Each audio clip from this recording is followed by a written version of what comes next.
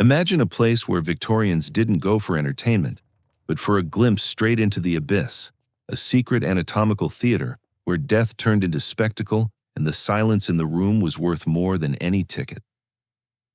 Behind tightly closed doors unfolded what the city whispered about, crowds gathering to watch reality split open under a scalpel, every viewer becoming a witness to something no ordinary person was ever meant to see.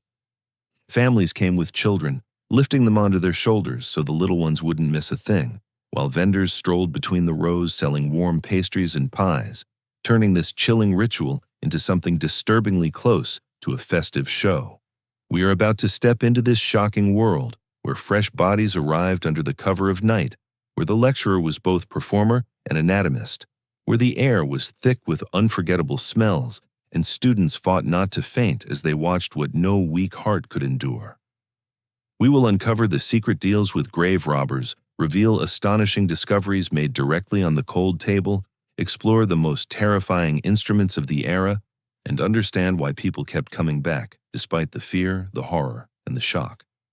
This is a story you won't be able to look away from, and if you think you've heard everything about Victorian darkness, you're about to find out how wrong you are.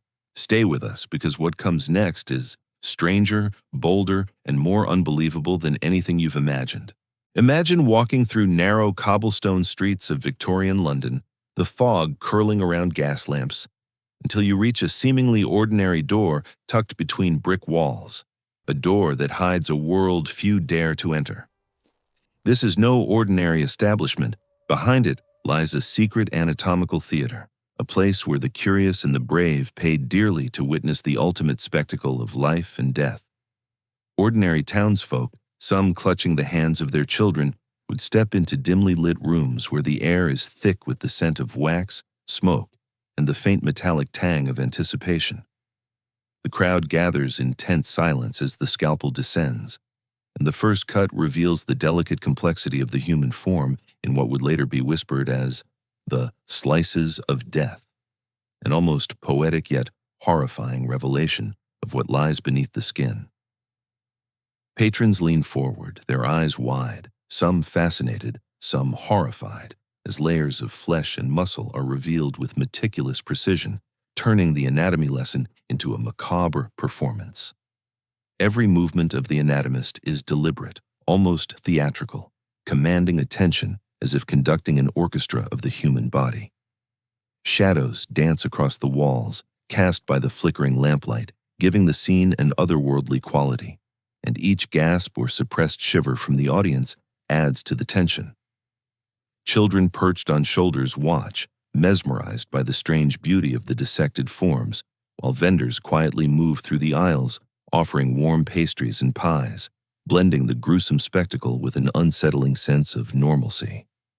This strange combination of horror and fascination, of education and entertainment, created an atmosphere that was uniquely Victorian. The viewers were not merely witnessing science, they were confronting mortality, exploring the physical truth of existence through slices of death, a phrase that would linger in memory long after the theater emptied and the doors closed, leaving each attendee with a haunting understanding of the delicate boundary between life and death. In the shadowed corners of Victorian London, where the fog clung to the ground and lanterns cast trembling halos of light, a hidden economy thrived, an economy built not on goods or craftsmanship, but on freshly buried bodies. Anatomical theaters, desperate for new specimens to satisfy the insatiable curiosity of students and spectators, relied on a grim supply chain that operated under the cover of midnight. Grave robbers, known as resurrectionists, moved swiftly and silently, slipping between headstones with practiced ease, their shovels barely scraping the earth before a coffin was pried open and its occupant lifted into the cold air. What shocked the public most was not the theft itself, but the incredible speed with which it happened. Entire bodies could vanish in mere minutes, leaving a grave looking almost untouched by morning.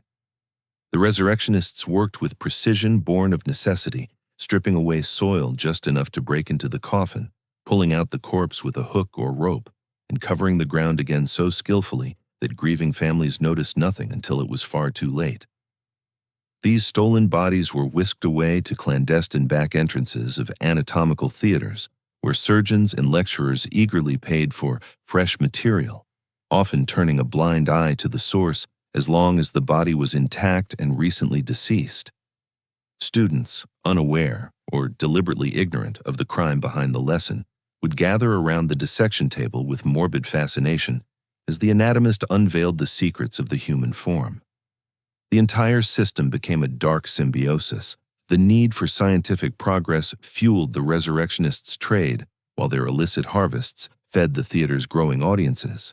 In a time when science battled superstition, the hunt for fresh bodies blurred the line between necessity and horror, revealing how far society was willing to go in the name of knowledge, even if it meant disturbing the peace of the dead under the cloak of night. In the murky underbelly of Victorian London, where science pushed against the boundaries of morality, a scandal brewed that few dared whisper aloud: the trade of fresh material between ambitious physicians and men whose hands were stained with more than dirt. Some doctors, regarded as brilliant minds by daylight, turned into silent conspirators by night, slipping coins to killers who prowled the streets in search of victims whose deaths could be concealed beneath the noble veil of scientific advancement. These physicians, desperate to remain at the forefront of anatomical discovery, justified their actions as necessary steps in the pursuit of knowledge, while conveniently ignoring the chilling truth behind their acquisitions. Murderers quickly realized that a corpse could be worth more than a stolen purse, and soon the line between opportunistic grave theft and deliberate killing blurred into a dangerous fog. Professors who lectured passionately about ethics and progress stood uncomfortably close to men who ended lives with cold calculation, creating a hidden partnership that shocked even those accustomed to Victorian darkness. Bodies arrived at medical schools still warm, their provenance explained away with vague phrases like, "for the benefit of science," while the quiet exchange of money was brushed aside as routine compensation. Students, unaware of, or willingly blind to, the sinister source of their study subjects, observed dissections with fascination, never suspecting that the stillness of the corpse was not the result of natural death, but a transaction executed in shadowed alleyways. The scandal grew as whispers spread. Some doctors were not merely buyers, but instigators, hinting to their suppliers which types of bodies were most useful. In this grim economy, the professor and the executioner became disturbingly close allies, bound together by ambition and secrecy. And while society clung to the belief that science illuminated truth, the reality was far darker. The pursuit of discovery had birthed a marketplace where human life was a commodity, and morality dissolved beneath the relentless hunger for fresh material. In the crowded amphitheaters of Victorian anatomical schools, lectures were far from quiet academic events. They were electrifying spectacles that blurred the line between science and performance, leaving students breathless with a mixture of awe, exhilaration, and nausea. The moment the physician stepped into the spotlight, lamp oil hissing softly, shadows trembling along the walls, he transformed from a scholar into a showman, commanding the room with a theatrical energy that made every gesture a promise of revelation. His voice would rise and fall dramatically as he introduced the body on the table, describing its secrets with the cadence of a storyteller unveiling a forbidden tale. Students leaned forward, gripping the wooden rails, their faces pale yet eager, as the first incision split open the flesh and the rich smells of anatomy filled the air. Some cheered, others gagged, but none looked away. The doctor knew exactly how to hold their attention, pausing at just the right moment, lifting an organ with a flourish as though presenting a precious artifact, letting the silence stretch until someone in the back gasped. He moved with precision and drama, striding across the platform, pointing with instruments that glinted sharply under the lamplight, creating a rhythm that felt almost choreographed. Every cut, every explanation, every swift turn of his wrist was meant not only to educate, but to captivate. The audience reacted like theatergoers, groans, applause, nervous laughter erupting as each new layer of the human body was revealed. Some students fainted, collapsing where they stood, while others clapped their hands over their mouths in horrified delight, unable to decide whether they wanted to run or to stay forever. These performances became legendary, spoken of in whispers across campus as the most unforgettable experiences of Victorian education. And when the doctor finally bowed his head and set down his scalpel, the lingering mixture of excitement and revulsion made it clear. This was not merely a lesson. It was a spectacle of life and death that no one who witnessed it would ever forget. Inside the Victorian Anatomical Theatre, the moment the anatomist lifted his scalpel, an almost supernatural stillness swept across the room, binding the audience in a silence so intense that even a single cough felt like sacrilege. Rows of wooden benches creaked softly as spectators leaned forward, breath held, eyes fixed on the pale body illuminated by trembling lamplight. It was not fear alone that kept them motionless, but a strange, magnetic reverence for the unfolding act of dissection, as though they were witnessing a forbidden ritual rather than a scientific demonstration. The blade descended slowly, its edge catching the light before pressing into the skin, and in that instant, every muscle in the room tightened. No one dared blink, let alone move. The sound, the faint wet whisper of the first incision, seemed deafening in the heavy stillness. Many spectators felt their stomachs churn, yet remained transfixed, caught between fascination and dread. But for some, the tension became unbearable. A student in the back might sway, face paling, until with a soft thud, he collapsed to the floor, sending a subtle ripple through the crowd. Yet even then, decorum demanded quiet. Two attendants would quietly rise, lifting the unconscious body with the practiced calm of men who had done this many times before. The lecture continued uninterrupted, as if fainting was merely another expected feature of the performance. Those who remained upright fought their own physiological betrayals, sweaty palms, trembling breaths, the sudden spinning sensation that made the benches seem to tilt beneath them. But no one left. No one spoke. The unspoken rule of the anatomical theater was absolute stillness, a collective discipline born from awe and morbid curiosity. And when the anatomist lifted his head at last, fingers stained, eyes gleaming with the intensity of his craft, the audience released their breath in a single, trembling exhale, realizing that they had just endured a spectacle as gripping as it was terrifying, and that their silence had been part of the ritual itself. The moment someone stepped through the heavy wooden doors of a Victorian anatomical theater, the air itself seemed to rise up and strike them, thick with a cocktail of smells so potent and unforgettable that even the bravest visitors faltered. It was not one scent, but a layered assault, the sharp bite of preservatives like carbolic acid, the sickly sweetness of decaying flesh, the metallic tang of blood, the smoky haze of oil lamps burning low, and beneath it all the sour trace of too many bodies crowded into a room built for silence, not comfort. These aromas clung to clothing, hair, and skin, seeping into every fiber as though determined to follow the visitor home. Students often staggered upon entrance, eyes watering, heads spinning, while newcomers pressed handkerchiefs soaked in perfume or vinegar to their faces in a desperate attempt to keep the stench at bay. And yet the lecturer, positioned confidently at the center of the room, seemed immune. For hours he worked with steady hands and unwavering focus, guiding his knife through tissue and bone as though surrounded not by suffocating fumes, but by fresh country air. Some whispered that anatomists trained themselves deliberately, inhaling fumes in private until their senses dulled.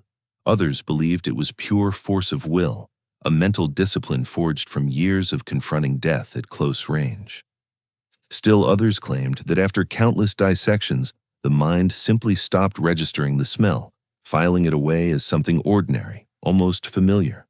But for spectators and students, the atmosphere could be overwhelming. Many felt dizziness creeping in, their vision blurring as the combination of heat, chemicals, and decay wrapped around them like an invisible fog.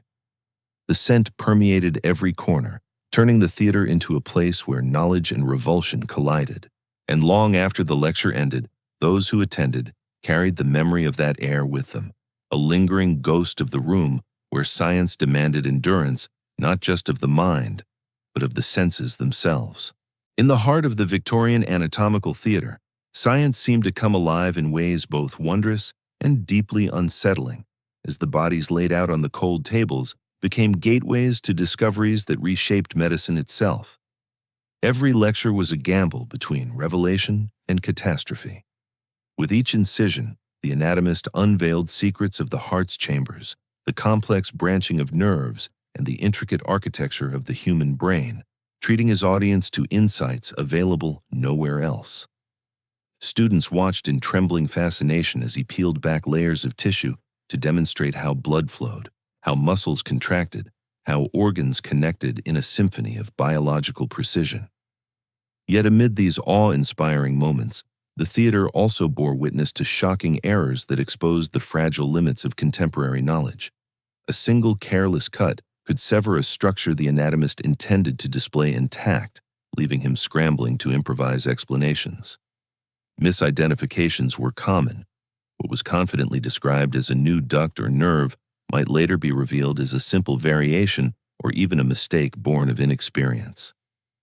At times, the essence of a discovery was lost entirely when decomposition, poor lighting, or a decayed specimen rendered key features unrecognizable. But it was the willingness to experiment publicly, even risk humiliation, that made these demonstrations feel like science performed on the edge of chaos. For viewers, the tension was intoxicating. One moment they witnessed the precise mapping of a nerve cluster no textbook had captured. The next, they gasped as an organ slipped from the anatomist's grasp or tore unexpectedly under the blade. These imperfect yet groundbreaking explorations brought anatomy to life, transforming dead flesh into living knowledge. It was here, in this blending of brilliance and blunder, that Victorian science progressed, driven by curiosity, shaped by error, and illuminated by discoveries carved quite literally from the bodies of the dead.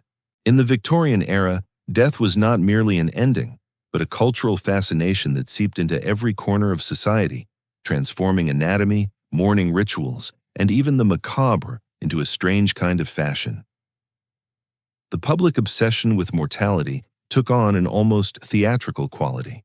Families posed for post-mortem photographs, mourning jewelry made from the hair of the deceased was proudly displayed, and the lines between scientific curiosity and morbid entertainment grew thinner with each passing year.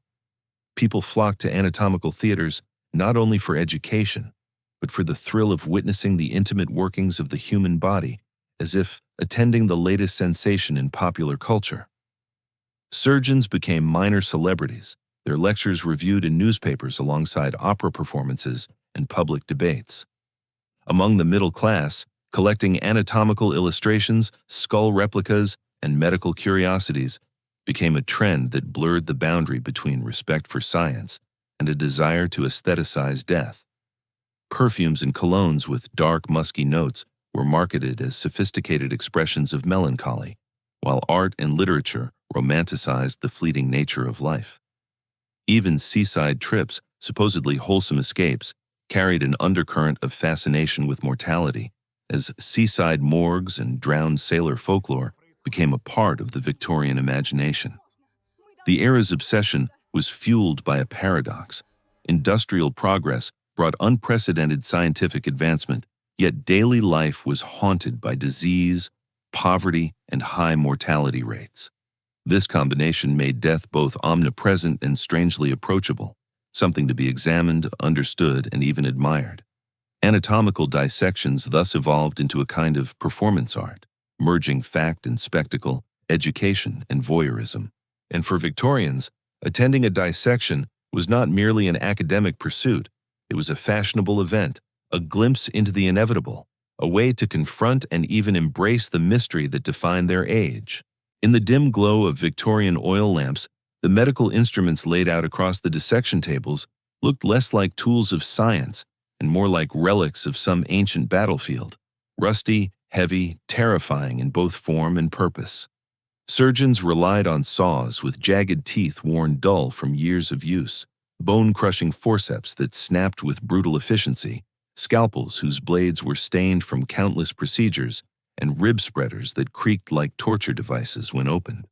Many of these instruments were crafted from iron or unrefined steel, materials that rusted easily and carried the invisible threat of infection, yet they remained indispensable simply because there were no better alternatives. Sterilization was still a distant concept. Most surgeons wiped their blades on aprons that had long ago stiffened with dried blood, believing cleanliness to be an unnecessary luxury. Students shuddered as they watched their instructors handle these gruesome tools with casual familiarity, the metal clinking together like chains in the eerie quiet of the anatomical theater. Some instruments, forged more for durability than delicacy, were so heavy that even the most experienced physicians struggled to wield them gracefully.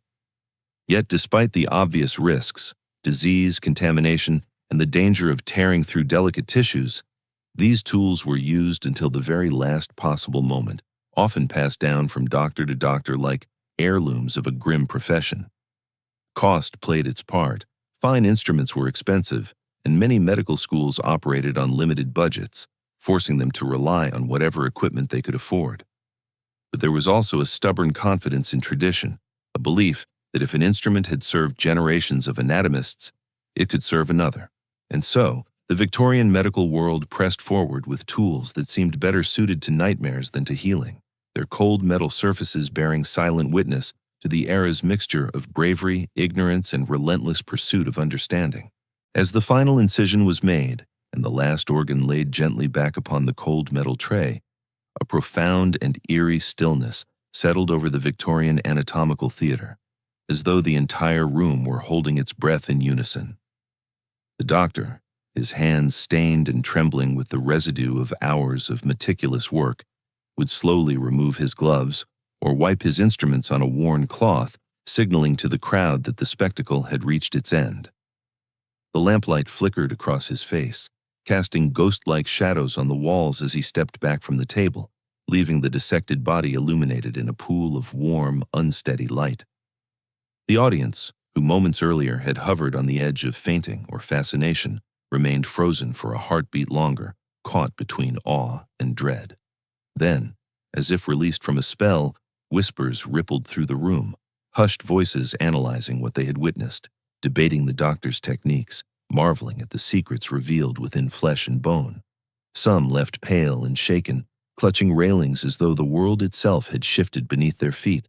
Others walked with excited steps, eager to recount every vivid detail to friends who hadn't dared attend.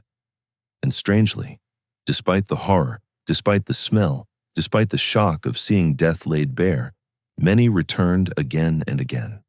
The anatomical theater offered something they could find nowhere else: a confrontation with the unknown, a window into the mysteries that defined their existence, a mixture of terror and enlightenment that lingered long after the doors closed. The final moment of each lecture etched itself into memory, leaving viewers trembling yet hungry for more. And now, if you want to keep exploring these chilling, fascinating corners of Victorian history with us, make sure you subscribe, because the next story will be even darker, deeper, and more unforgettable than the last.